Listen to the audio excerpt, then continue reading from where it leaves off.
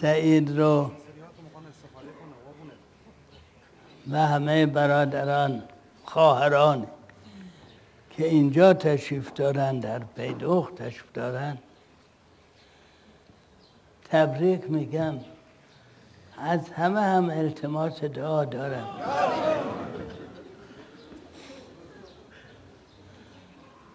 همچنین اگر خوب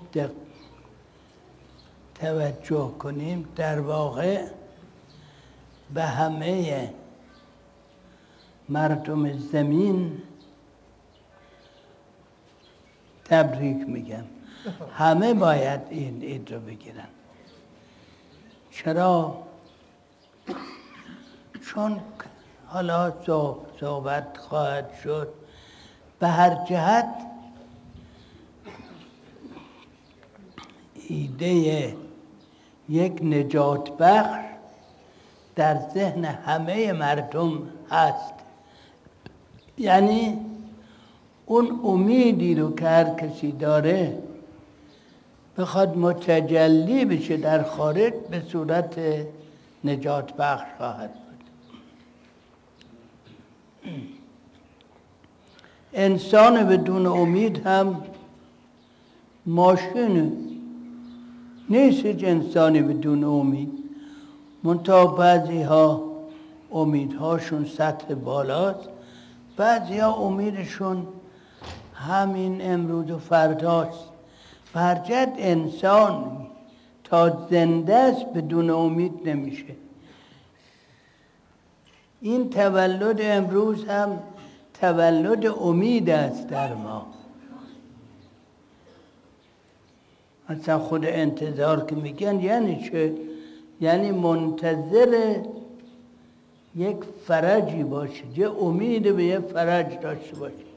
این امید است. بنابراین اگر من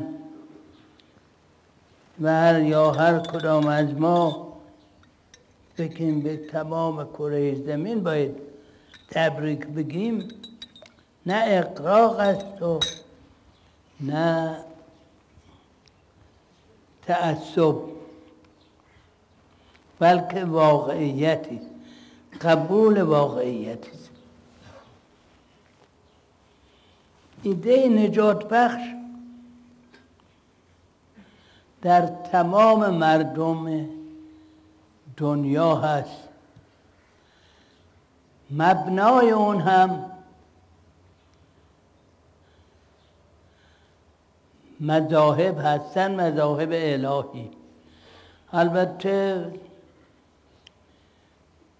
تحرکاتش یا به اصطلاح زمینه قبول در وجود خود انسان هست که همیشه امیدوار است که فردایش بهتر از امروز باشد.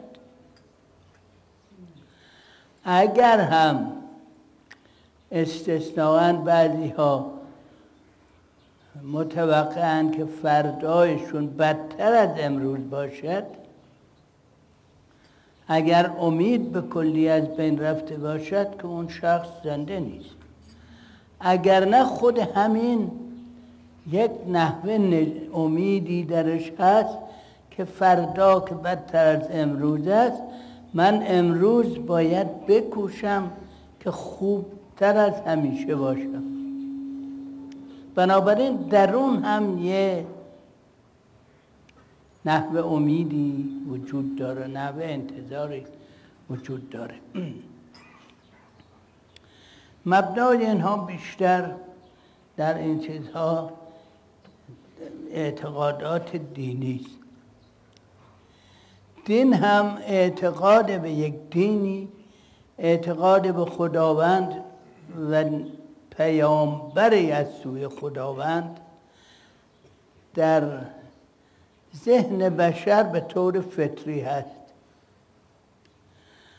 حتی بسیاری از علمایی که واقعا کوشششون و زحمتشون مخلصانه بوده، بالاخره به این نتیجه رسیدند.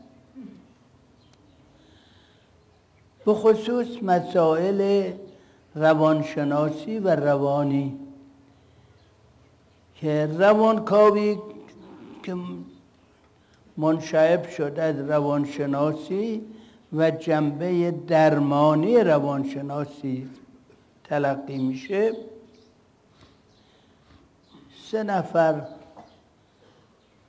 مظهرش داشت که هر دو یه مقدار تمایل داشتن و بیشترش مکتب اتریش و یا سوئیس بگیم، که حتی کتابای بعضی کتاباشون بخونید همون کتابی که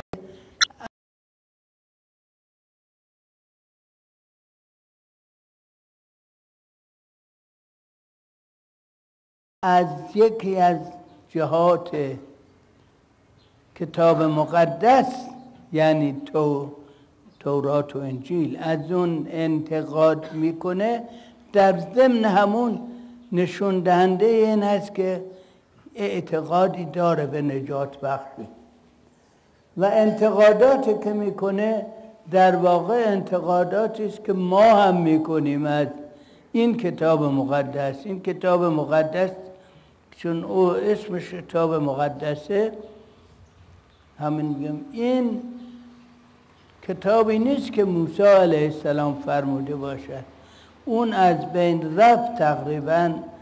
منتها کاهن‌هایی که یادشون بود حفظشون شده بود بعداً نوشتن چیزهایی. خب خیلی انتقادات خیلی داره، خیلی ایرادات داره که هر کسی بخونه خودش درک میکنه که این کتاب نمیتونه الهی باشه.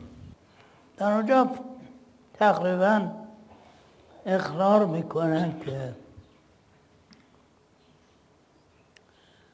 خواسته دینی جزء فطرت بشره.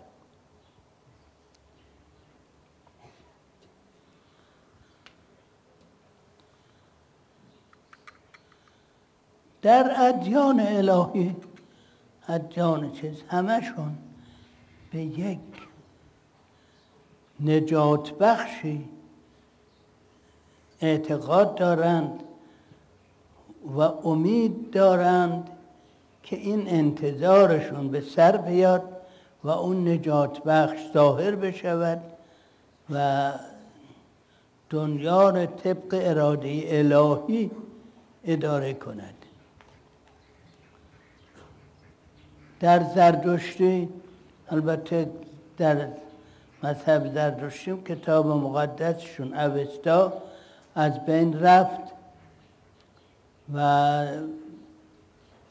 احکام هم خیلی تغییر کرد، همون جوری که در واقع در تمام ادیان بعد از مدت ها که گذشت یه انحرافاتی، تحریفاتی در احکام دین و در کتاب داخل میکنن. فقط کتاب ما قرآن است که سالم مونده.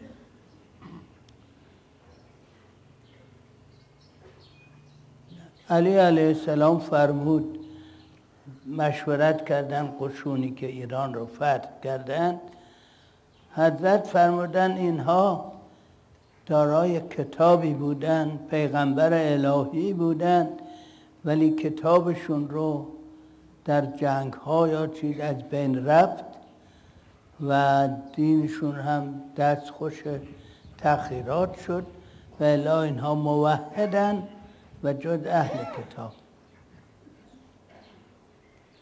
در مورد حضرت موسی علیه السلام همینجور. موسی علیه السلام هم خودش غیبت کرد. البته الان جایی هست که میگن موسی علیه السلام دفن کردن.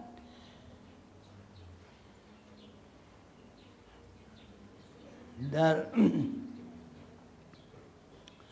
موسی، در دین حضرت موسی منتظر ظهور مسیحی هستند. مسیح لقبه، اسم نیست. مسیح هستند که نصارا و ما مسلمین معتقدیم که این مسیحی که اونها منتظر بودن مسیح کلی جهان نیست.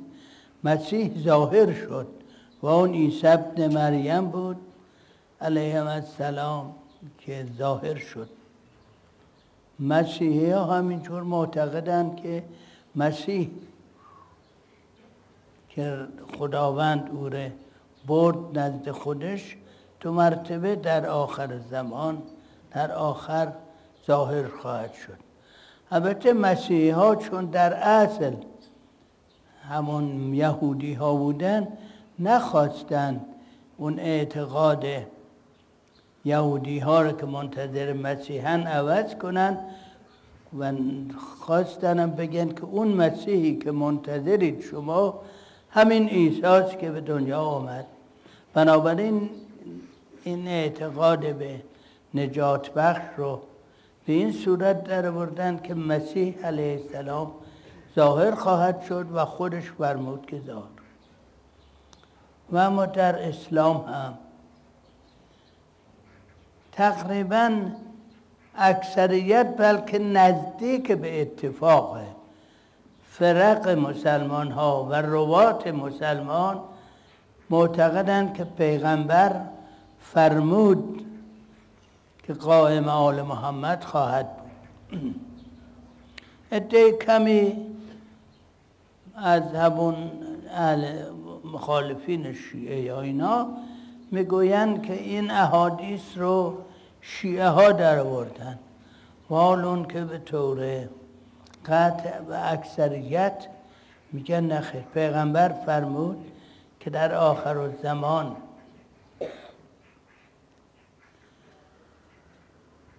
کسی از فرزندان من از آل بیت من ظاهر خواهد شد و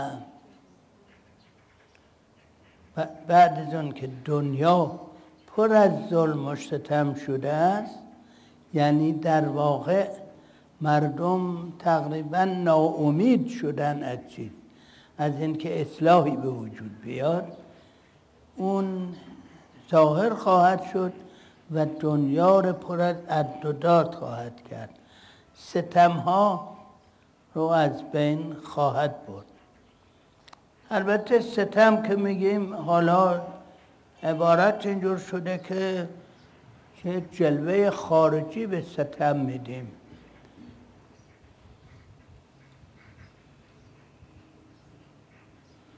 و حالا اون که ستم انسان بر خودش هم ستم میکنه، اونم یک ستمی.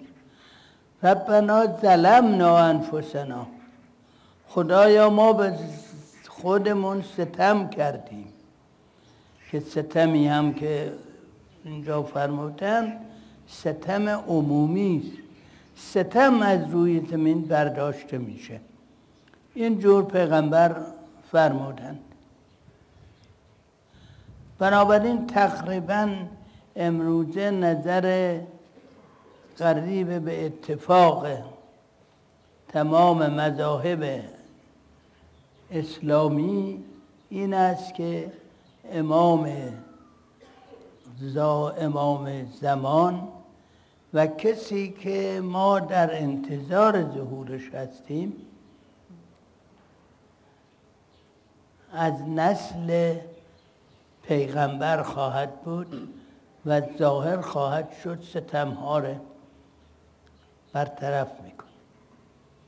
بعداً این حدیث پیغمبر رو ائمه ما شرح و تفصیل دادند. البته اهل البیت ادری بما فی البیت، مسئله است، یعنی اهل خانه بیشتر از همه خبر دارن که در خانه چه خبره. این معنی ظاهریشه و به همین حساب هم ما معتقدیم شیعه که اهل بیت پیغمبر به آیات قرآن، به معانی اون و به احادیث منقول از پیغمبر واردتر از دیگران هستند. از ائمه هم اخباری برای شرح این نقل شده است که ما جزء تعلیمات خودمون و اعتقادات خودمون قرار دادیم. انتقاد بر این عقیده یه نحوه انتقادی است بر کل این اعتقاد که دنیا داره رو به فساد میره. این صحیحه. میبینیم که دنیا از یک سال حساب نکنید، از حالا با قرن گذشته، با اون قرن قبلی، با اون قرن قبلی حساب کنید، دنیا رو به ظلم و ستم میره، رفته، بیشتر شده همیشه ستم ها. پس چگونه کسی ظاهر خواهد شد در چیز؟ این انتقادی که میکنن جوابش این است که اونهایی که این انتقاد رو میکنن به اساس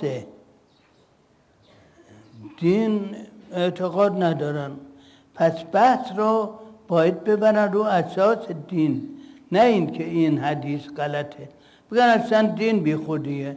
اون وقت یه بحث مفصلی داره که گفتم حتی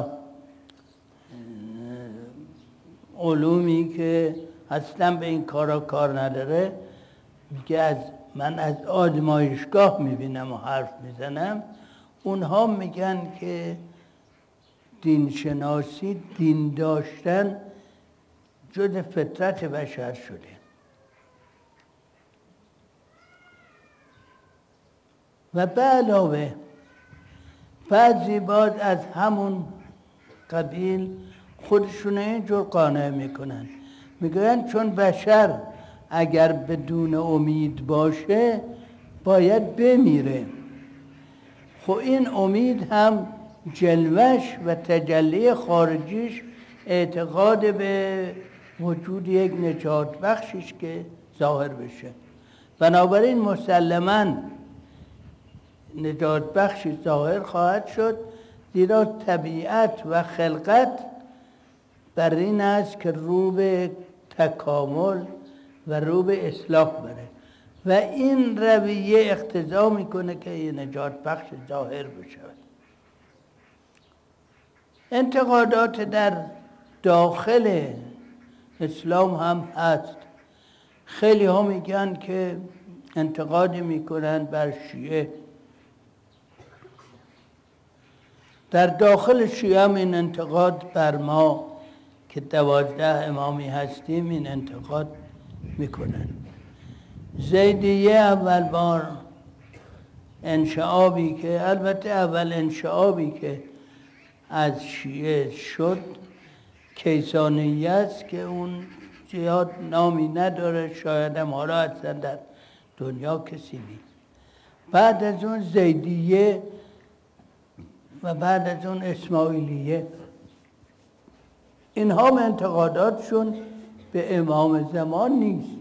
میگن اون امام زمانی که پیغمبر گفته است ظاهر شده، اونها میگن زید است و اینها میگفتن اسماعیلیه، اسماعیل امام است و ادامه داره. ولی به نجات بخشی که ما معتقدیم انتقاد میکنن. غیر شیعه ها که این ایراد رو دارن، از قدیم از قرنها پیش این صحبت بود میکردن که چطور میشه یه انسانی اینقدر عمر کنه. این محاله. شما میگید که امام زمان ظاهر شد و غیبت کرده، حالا مثلا نزدیک 200 سال، چطور کسی 1200 سال عمر میکنه؟ این محاله.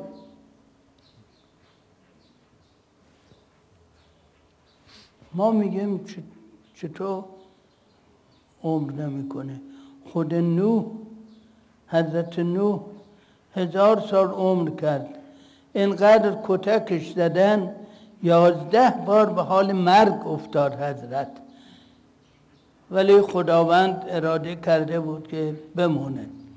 با وجود این 1000 سال عمر کرد. خود قرآن هم میفرماید نه به عنوان یه واقعه عجیب و غریب، به عنوان داستان میفرماید که نوح در میان امتش 1000 سال که بود، بعد از 950 سال طوفان نوح وارد شد قرار گرفت. خب 1000 سال عمر کسی بکنه 1200 هم چیزی نیست. بعد انتقاد میکنن که آیا خداوند عاجز است از این که اون نیتی که داره، یعنی اصلاح جهان، این رو به دست یه نفری انجام بده؟ چاره نداره جز این که خود همین شخص رو عمر طولانی بده، نگه داره که بعد با این بشریت رو نجات بده. پس این مثل این که قدرتش از خدا بیشتره، این رو نگه داشتیم. ولی این صحیح نیست، برای اینکه خداوند هم که همین وجود رو نگه داشته برای اینکه خودش هم یه که یه قدرت نمایی باشه خود این قضیه، و وی با توجه به این قدرت نمایی الهی کارش آسان‌تر باشه. به علاوه اگر شما میگید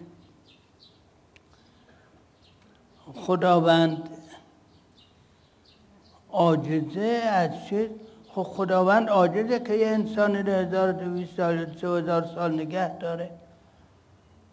اما این بحث در داخله اسلام رو بیشتر اونهایی که علاقمند به اختلاف شیعه و سنی هستن، یعنی اختلاف شیعه و سنی رو تبدیل به دشمنی کنن. اختلاف دو نفر با هم ممکنه اختلاف عقیده داشته باشن، حتی در همین باغات، یا که ممکنه بگه در این آب و هوا بهتر اینه که ما درخت سرو بکاریم. دیگری میگه نه، سرو مضر، زمین خراب میکنه، اینجا درخت کاج درست کنیم. اون یکی دیگه نه، میگه این خرابه. اینا با هم رفیق هم هستن، هر ستا با هم اظهار نظر میکنن. این تفاوت عقیده در کار دلیل اختلاف نمیشه، تفاوت عقیده است. مسئله بین شیعه و سنی هم همین حالت داره. من نوشتم در یه صحبتی که من باید در واقع مسلمان دانشجو نه به معنای دانشکده، که اهل تحقیق و محقق بود، راجع به همین مسئله شیعه صحبت میکردیم، مسئله امام زمان. گفتم که این بحث رو بهترین ما کنار بگذاریم، برای اینکه اولا از لحاظ این حرفایی که تو میزنی تازگی نیست، از همون 1200 سال پیش این انتقادات بوده، جوابی هم دادن، نه اینها مجاب شدن نه اونها. این انتقاد رو بگذار برای همون تاریخ گفتن، هر کسی بخواد من و تو هم میریم میخونیم ببینیم کدومش صحیح تره. اما یه چیزی میگم که ما دوتا با هم عقیده هستیم، و اون این است که این حدیث پیغمبر رو که قبول داریم که کسی از نسل پیغمبر ظاهر خواهد شد و دنیا رو پر از عدل و داد میکنه. گفت بله این حدیث تقریبا اتفاق آرا همه قبول دارم. گفتم خب من و تو هر دومون آرزو میکنیم که اون حضرت در زمان ما خروج کنه، ظاهر بشه. گفت این هم صحیحه، هر دومون این آرزو رو داریم که حضرت در زمان ما ظاهر بشه، و باز امیدواریم که ظاهر که شد ما رو جزء لشکریان و معتقدان خودش بپذیره. گفت اینم هست. گفتم اگر پس اینجور شد و ظاهر شد انشاءالله ما رو پذیرفت یا نپذیرفتم خدای نکرده، ما دست همه میگیریم میریم خدمتش، میگیم یا ابن رسول الله، ما هر دوتا تو رو قبول داریم که ظاهر شدی برای نجات دنیا. ما با هم بحث داریم که آیا تو تازه متولد شده، یعنی الان مثلا 40 سالته، یا از 1200 سال پیش متولد شدی؟ هر چه خودش گفت قبول میکنیم. گفت صحیحه. گفتم پس تا ظاهر نشده ما اصلا حرفی نداریم، اختلافی نداریم، چه کار داری چه ظاهر میشه؟ این اختلافات رو، یعنی تفاوت ها رو نمیشه گفت اختلاف، تفاوت های در نحوه اعتقاد رو تبدیل کردن در طی تاریخ به اختلاف. این اختلاف رو ما باید بذاریم کنار. و اما کسی که در طی فرقه‌ای که در طی تاریخ بیشتر از همه به این اصل و به این اصل این که هر وقت امامی ظاهر است، امامی است، عرفا و صوفی ها هستند. از همون اول وقتی علی تعیین شد در قدیر خم و بعد علی امام بعدی و بعد امام بعدی، عرفا معتقد بودند که همیشه کسی در روی زمین هست و این شخص منصوص از جانب امام قبلی است. از همین جا اهل سنت جدا شدند، گفتند که پیغمبر رفت جانشین تعیین نکرد، علی را هم توصیه کرد، نه اینکه جانشین تعیین کرد، توصیه کرد که علی را دوست داشته باشه. اونها گفتند که مسلمین باید رهبر خودشون رو انتخابی خودشون انتخاب کنن. که خب اینا جواب دادن بهشون که آیا خود پیغمبر رو مردم انتخاب کردن؟ خدا انتخاب کرد، پس جانشین پیغمبر هم همینجور باید باشه. بعد همینجور از اینجا جدا شدن دو گروه مختلف العقیده، گروهی که نامهای مختلفی در تاریخ بهشون گفتن، رافضی حتی گفتن، یعنی کسی که از دین رفته بیرون، شعوبی گفتن، شیعه علی گفتن و امثال اینا، امامی گفتن، امامیه. اینها معتقدند که جانشینی به نص قبلی تا رسید به همه اینها معتقد بودن تا امام 12. امام 12 که غیبت فرمود، باز یه اختلاف اینجا پیدا شد، به این معنی که اون گروه میگفتن امام چون غیبت فرموده ما دسترسی بهش نداریم، بنابراین امامی نیست دیگه. امام هست ولی دسترسی نداریم، همون حرفایی که گفته کافیه برای ما. ولی این صحیح نیست، برای اینکه اگر این صحیح بود خب پیغمبر که ظاهر شد و حرفها هم زد و کتاب هم آورد و احادیثی هم هست، پس دیگه چه نیازی به امام داشتیم که امام تعیین شد؟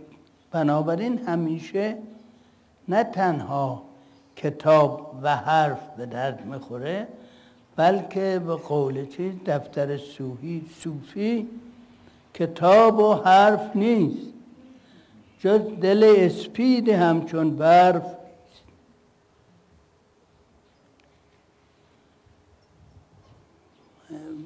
اونها معتقدند که امام فرمود که بعد از من کسانی که دارای این خصوصیات باشن، فقیه باشن، شما از اونا پیروی کنید.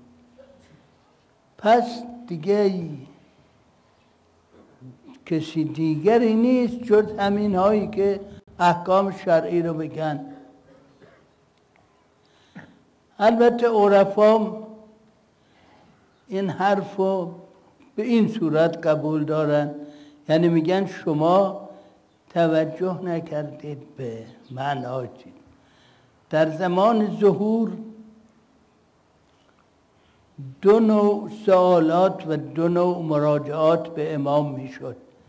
یکی مراجعات عرفانی طریقتی یا به اصطلاح اونها اخلاقی، چیزای که مربوط به باطن بود. یه دسته سوالاتی راجع به احکام، نماز چجوری بخونیم، روزه از کی بگیریم، چیها مبطل روزه از چیها و این احکام. وقتی امام غیبت فرمود برای قسمت بیعت و قسمت معرفت، معنویت یعنی عرفان، شخص معینی رو فرمود، یک نفر، جنید بغدادی رو، و او هم جانشین تعیین کرد، او هم جانشین الی خاتم، الی ظهور القائم. یک گروه دیگه احکام، چون احکام محتاج به بحث عرفانی نیست، نماز چجوری بخونید، الله اکبر چجور بگید، رکوع چی باشه، سجود چی باشه، حج چجوری بگید، اینها همه یک جوره. این رو سپرد به اشخاص دیگری، نه به شخص معین، به کسانی که دارای صفات خاصی باشند، سپرد به اونها. فرمود من کان من الفقهاء سائنا لدینه مخالفا لنفسه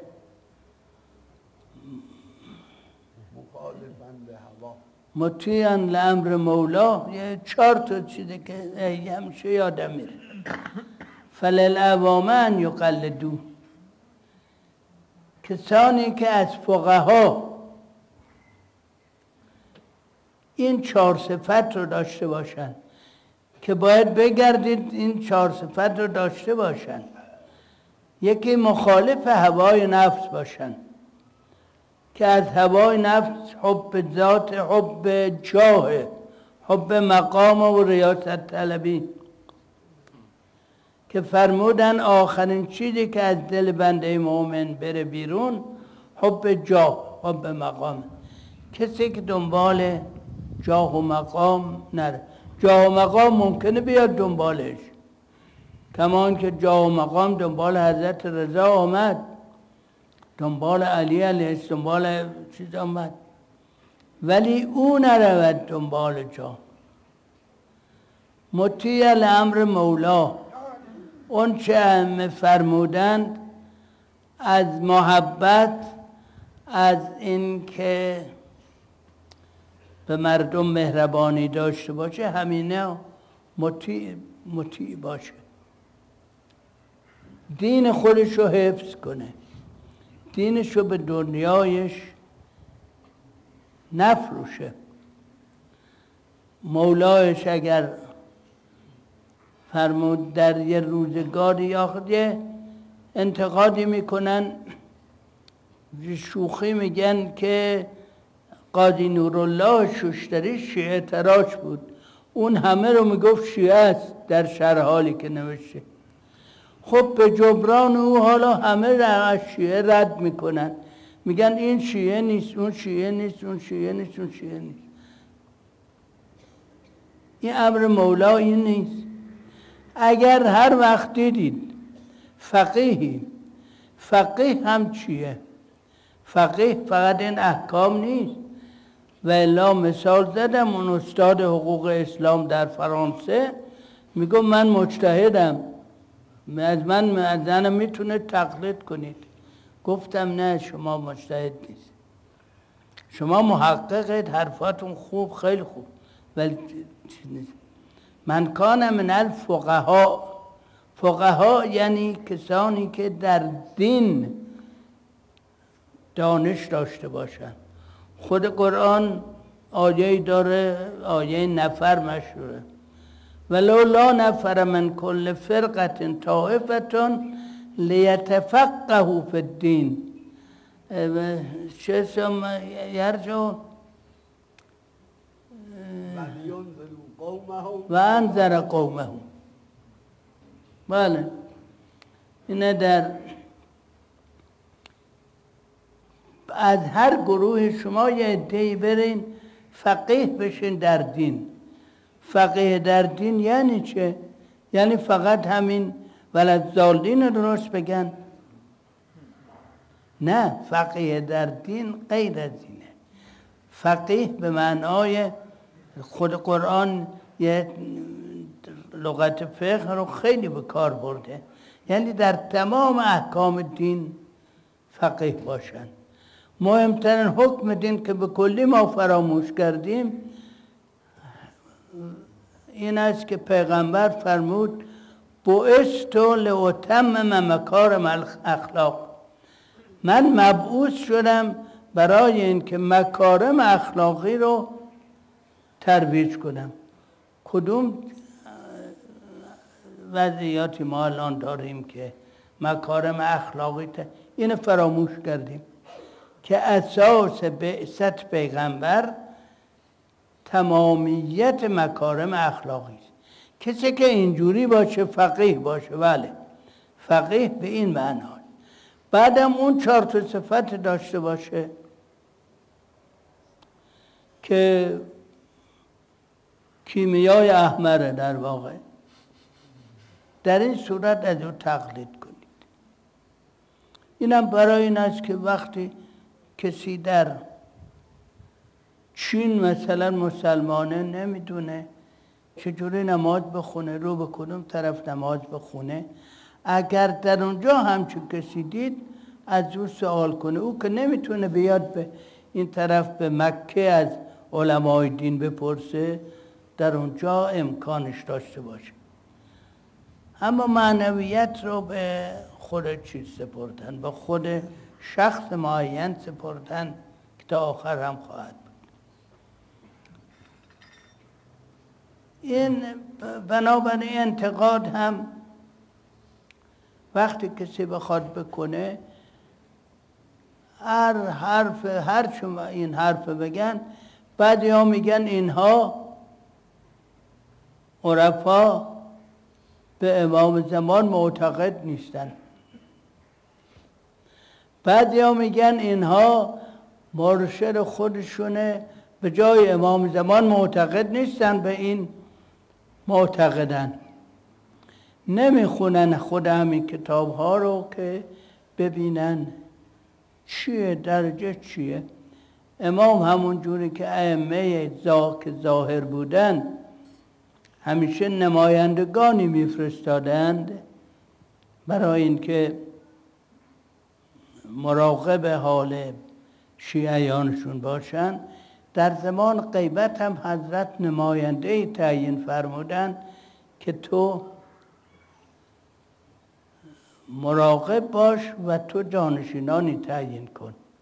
بنابراین اینها به همان صورت است. این است که الان هم در واقع این جشن تولد مولای ماست، مولای همه است. تا ما انشاءالله میفهمیم که مولای ما این است که جشن میگیریم. چون جشن میگیریم به هم تبریک میگیم. مجدداً به همه تبریک میگم انشاءالله.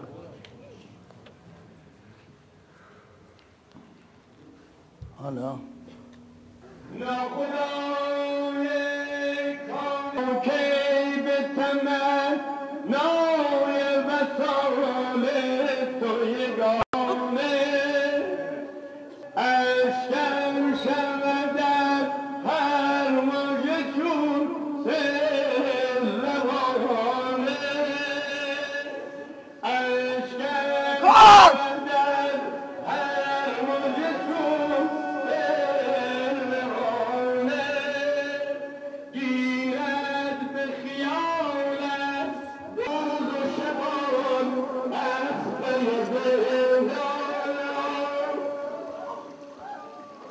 گردن تو فگار روز و شبان در پی زندان تا بلکه ببینم به جهان روی مهیار آن روز که رفتم حریفان پی هر کار خواهی به ره کعبه مقام تویی تو در بود کرده مونده که جانان تویی تو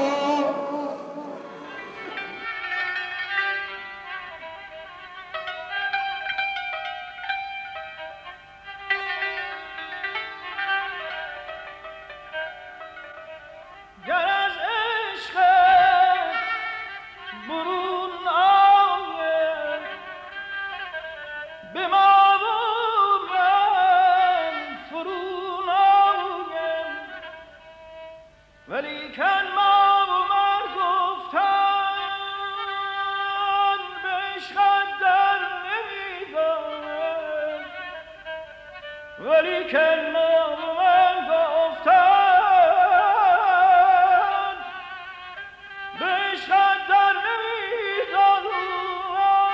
حرفایی که در مورد علی گفته هیچ شیعه‌ای جرأت نمیکرد بزنه.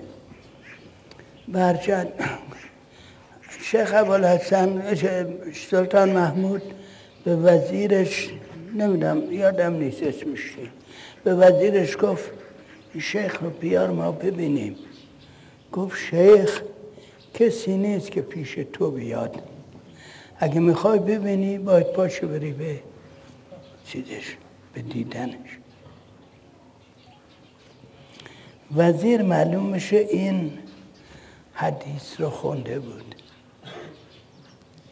از پیغمبر مثلا که فرمود که اذا رأیت العلماء علی باب الامراء فبئس الامیر و بئس الفقیه فقها و اذا رأیت العلماء علی باب الفقهاء فنعم الامیر و نعم الفقیه.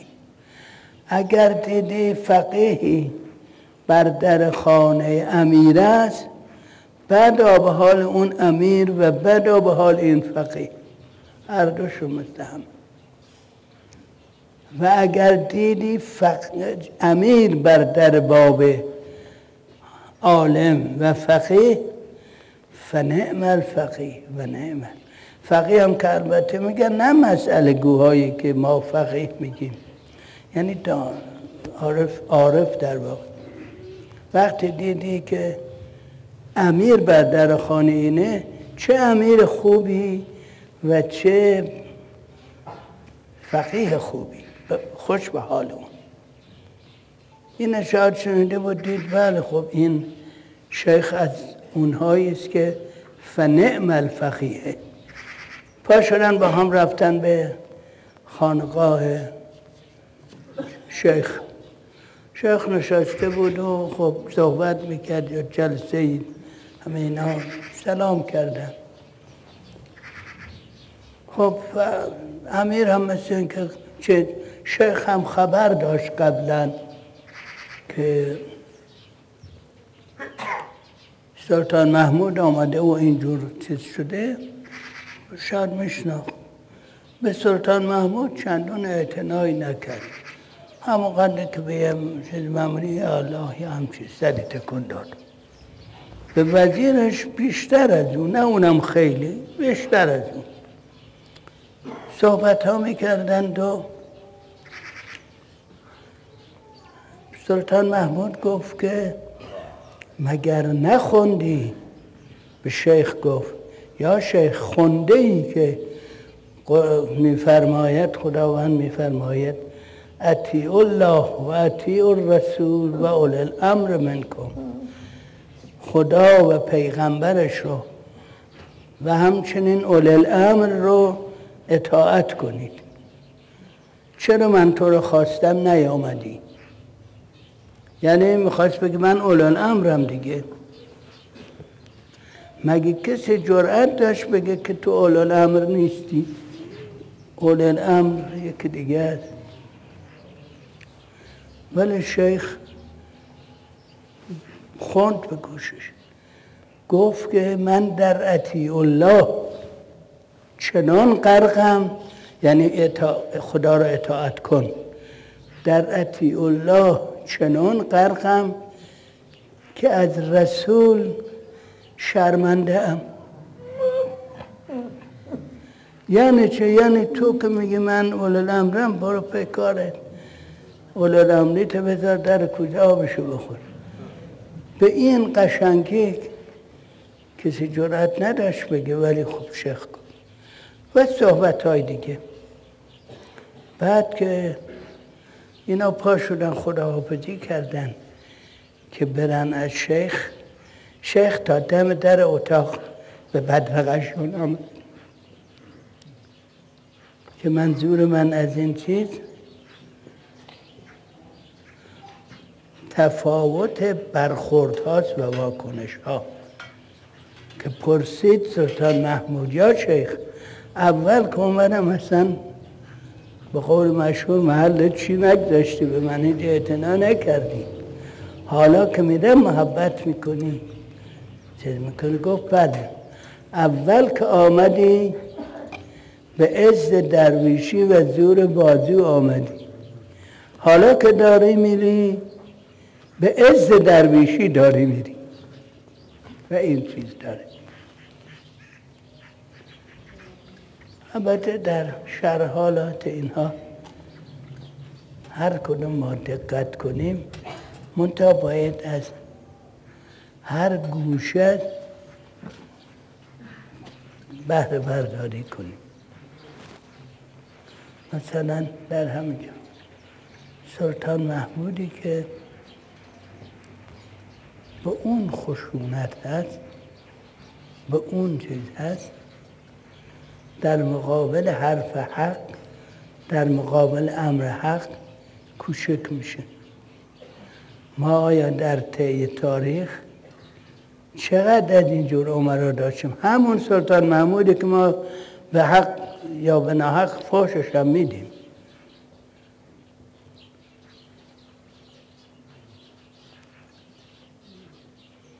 اگر علت این که میگن خب سلطان محمود و امثال اون با اون همه ظلم و ستم چطور توانستن این مدت طولانی سلطنت کنن و توسعه بدن سلطنتشون رو و حتی بعد به فرزندش هم سلطان بشه.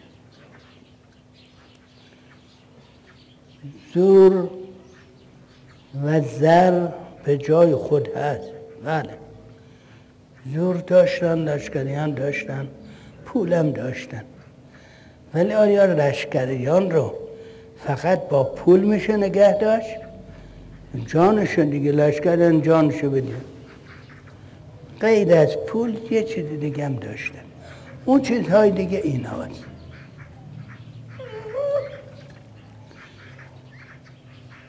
که وقتی میفهمه میگن شیخ ابوالحسن نمیاد پیش تو، پامش میره به دستبوس شیخ، اینها نگهش میداره. هم دعای شیخ و امثال شیخ و هم اگر هم از روی عوام فریبی کرده باشه باز هم دل مردم متوجهش میشه. یا امیر تیمور هم خب خودشو میرسون به مغول، ولی حالا پوجا نبود، به هر جهت خیلی آدم سختگیر و خشنی بود. امیر تیمور هم خیلی هم آدم کشت.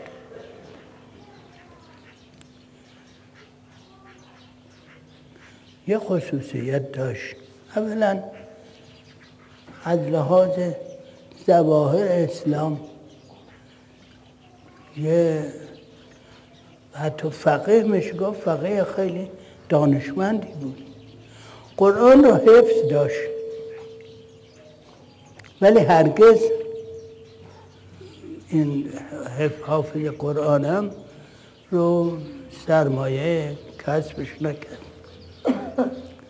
و قرآن رو حفظ داشت که از عقب به جلو میخوند، برای اینکه بدون چقدر مشکله سوره حمد که ما در هر نماز 2 بار میخونیم، یعنی شبانه روزی 10 بار میخونیم سوره حمد، سعی کنید از عقب اول بخونید.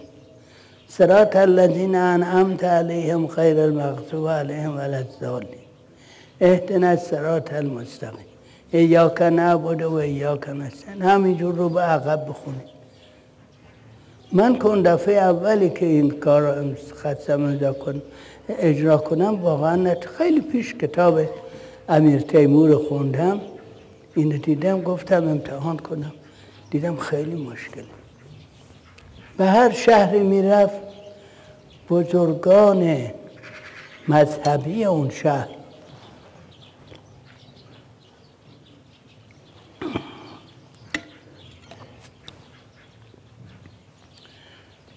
و به مردان نیک اونجا احترام می‌داشت. به نمیدونم با شاه نعمت الله معاصر بود یا با فرزند، بعد فرزندانش هم که با فرزندان حضرت شاه معاصر بود، به چیز خیلی احترام می‌داشت، محبت می‌کرد. شیراز رو که فتح کرد که مشهوره، حافظ هم خواست بیاد آشام. حافظ که آمد تیمور بهش گفت این شعر اگر اون ترک شیرازی به دست دارد دل ما را، به خال هندویش بخشم سمرقند و بخارا را. حافظ خب مرد ژولیده‌ای بود، قلندری. از حافظ پرسیدن شعر تو گفتی؟ گفت بله. گفت سمرقند و بخارا رو من با چه زحمتی فتح کردم، حالا تو به خال هندو میبخشی؟ حافظ گفت بله، از این بخشش ها کردم که حالا هیچی ندارم. امیر تیمور خیلی رسیدگی کرد به وضعیتش و اینا. یا در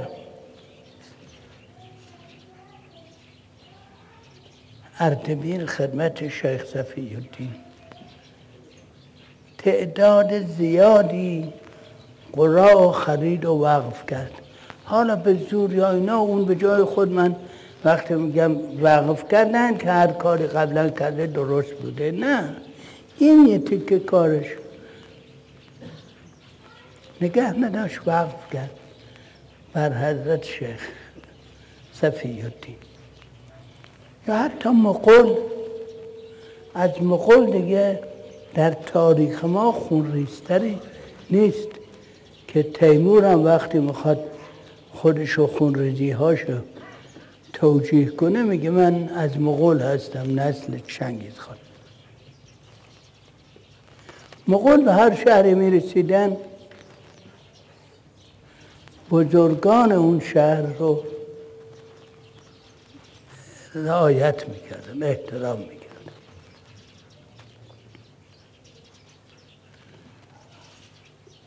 به کجا بود؟ نجم الدین خوارزم شیخ نجم الدین کبری که در تاریخ تذکره ها به شیخ ولی تراش مشهور بود که میگن فقط 12 نفر پیشش مشرف شدن و به محض مشرف شدن بهشون اجازه شیخی داد و رفتن و همهشون از بزرگان عرفان. شیخ نجم الدین بغدادی، شیخ نجم الدین رازی، پدر جد موله و مشایخ دیگه خیلی. این مرد بزرگی بود شیخ خلاصه. پیر مردی بود، مثلا 80-90 ساله. وقتی قشون مغول به نظرم خود چنگیز هم بود، محاصره کردن خوارزم رو، فرستادن پیش شیخ نجم الدین. گفتن ما شهر رو خواهیم گرفت، همه رو قتل عام میکنیم، پاشو بیا اینجا، بیا از شهر بیرون که ما. شیخ نجم الدین گفت من در روزگار خوشی و آرامش با این مردم بودم، حالا روزگار سختی رهاشو نمیکنم. نه، تو مرتبه پیغام داد با 10 نفر بیا از نزدیکانت. باز هم شیخ قبول نکرد. باز 100 نفر به هر جهت، حالا چه عددی هی زیاد کردن. شیخ قبول نکرد، گفت هستم، هر کار مردم بکنن من. بعدم حتی که شهر را فتح کردن سفارش کرده بود که شیخ نجم الدین دیده که نکشده بیاد. از اون طرف شیخ نجم الدین خب پیرمردی اسلحه‌ای نمیتونه، نه تیر کموی، نه شمشیر، نه هیچی. دامنشو پار سنگ چیز کرده بود، آجر تکه سنگ، همینجور از پشت پنجره میزد به سر سربازان مغول در جهاد شرکت کنه با دیگرون. یه سربازی که دید نگاه کردید سنگ شیخ داره، اومد شیخ رو کشت. نمیشناخت. همینه که در تاریخ به نام سقراط مشهوره. خیلی چیزا ما خودمون قبلا داشتیم با تعبیر عارفانه‌اش، منتها چون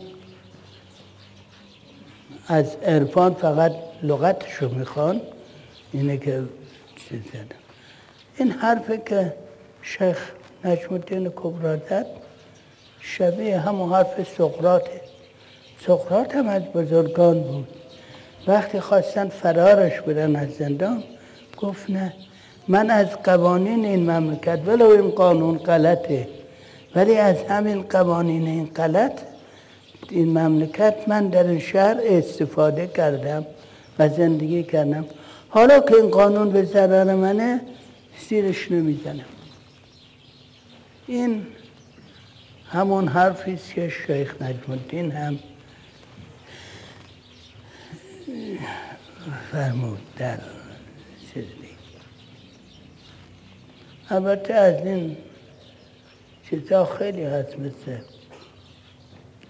حالا مثلا برای هم میگن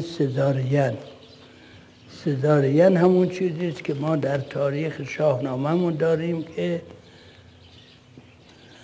رستم با سزارین گرفتن که مدت‌ها در ما به نام رستمزاد مشهور بود. این طریقه که با جراحی و هم بشه میگفتن رستمزاد.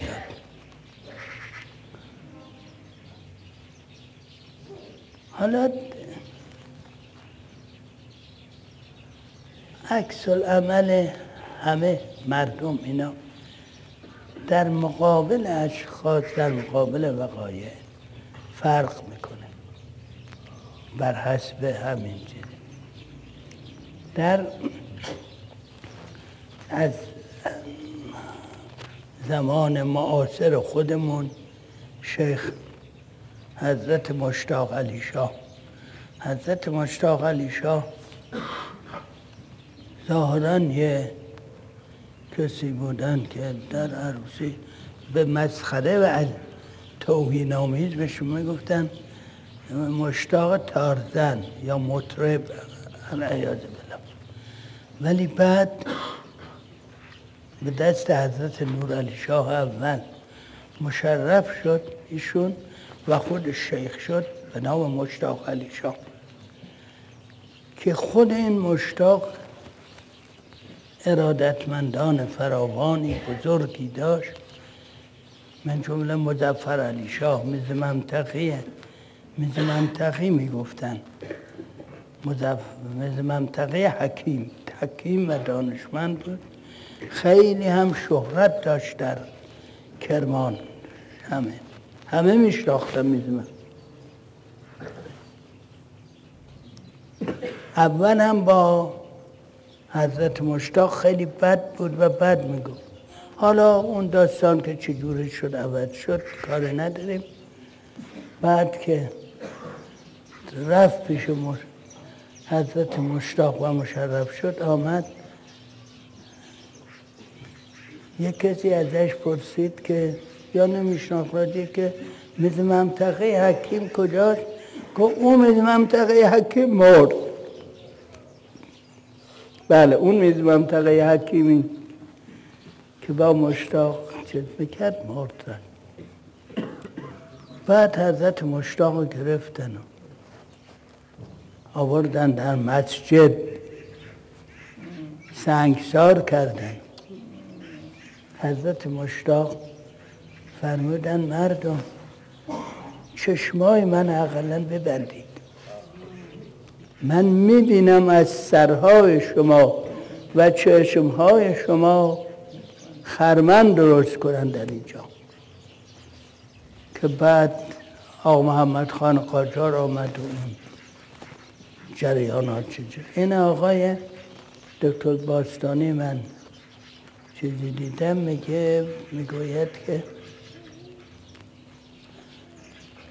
مورخین همه میگن که مثلا خوارزمشاهیان از بین رفتن به واسطه این وضع اقتصادی چنین بود چنان کردن، یا آقا محمد خان پیروز شد.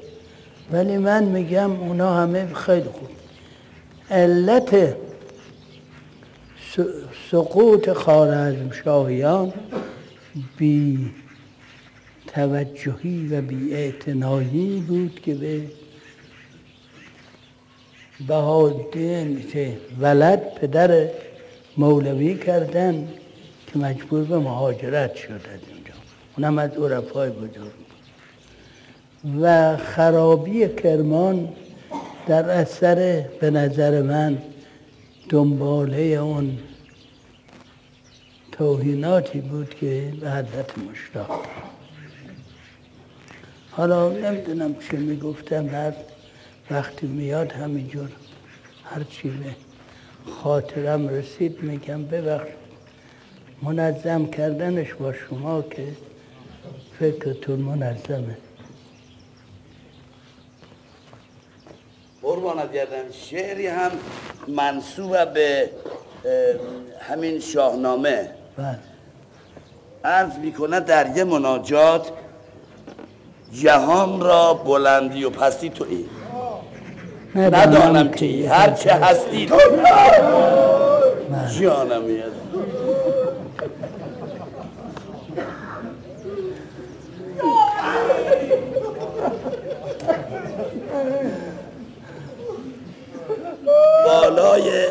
بالای 100 سال عمر قول دادید به فقرا.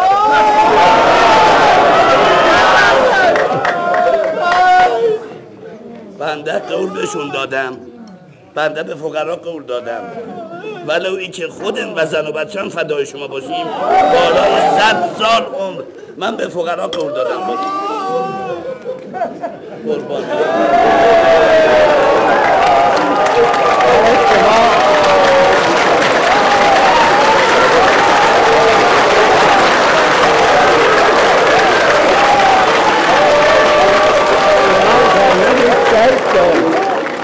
شما فرمودید 100 سال. بالاتر از 100 سال. یکی در تهران گفت که 121 سال.